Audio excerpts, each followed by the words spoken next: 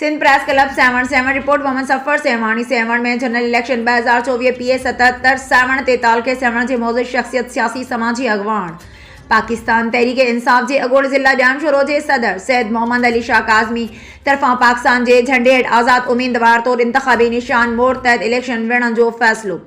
सैयद मोहम्मद अली शाह काज़मी कारकुनन ऐं तक जी अवाम से राब्ता तेज़ करे छड़िया तर जे मुख्तलिफ़ बिरादरीन संदन भरपूर हिमायत करे छड़ी। सैयद मोहम्मद अली शाह काज़मी पंहिंजे अबाणे ॻोठ सैयद हसन शाह फटाई में प्रेस कॉन्फ्रेंस कंदे सिंध प्रेस क्लब सेवण के नुमाइंदनि सां ॻाल्हाईंदे चयो त तहरीक इंसाफ की गाल कई।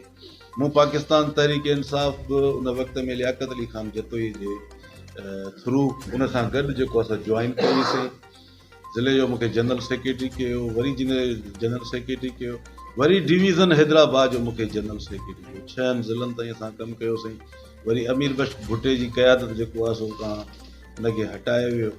वरी मां डिस्ट्रिक्ट जो प्रेसिडेंट हिकु दफ़ो, ॿियो दफ़ो, टियों दफ़ो, वरी चौथों दफ़ो ज़ैदी साहब अली ज़ैदी साहब जे टाइम में एतिरी महिनत कईसीं। हिकिड़ो ई माण्हू मां जाम शोरे में हूंदो हुउसि, हिकिड़े पासे ॾांहुं रोड भरियल हूंदो पीपल्स पार्टी जो, हिकिड़े पासे ॾांहुं मां झंडो खणी फिरंदो हुउसि। माण्हुनि में PTI जी अवेयरनेस ॾींदो हुउसि, पंहिंजे हड़ां, पंहिंजे वड़ां, पंहिंजे घरां। केॾा पार्टी खां असां ख़र्च न वरितोसीं, पंहिंजो ख़र्च कंदा। पर जंहिं महिल उहो फ़ैसिलाती ज़िंदगी आई त हुननि बि असांखे पार्टी मां पाण कढियो आहे। हिकिड़े क़िस्म जो असांखे साइड ते करे छॾियो। असां पार्टी मां न पिए निकितासीं।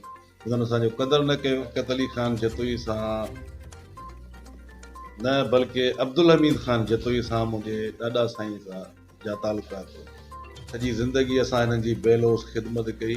असांखे उहो खणी बि कुझु कोन ॾिनो आहे की जो कीअं असांखे को वॾियूं नौकरियूं ॾिनियूं हुजनि, को असांखे कीअं मंज़िल ते या कीअं सियासी सिस्टम में असांखे खणी अची मथे पहुचाए अथनि, इहो बि कुझु कोन हो।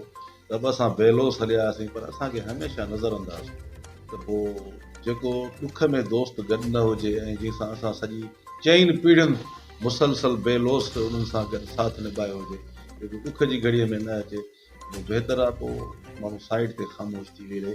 वधीक ॿियो कुझु न थियणो। ईअं न आहे त कल्ह मां लियाकत अली खान जतोई सां गॾु हुउसि त हुनजी जे जेकार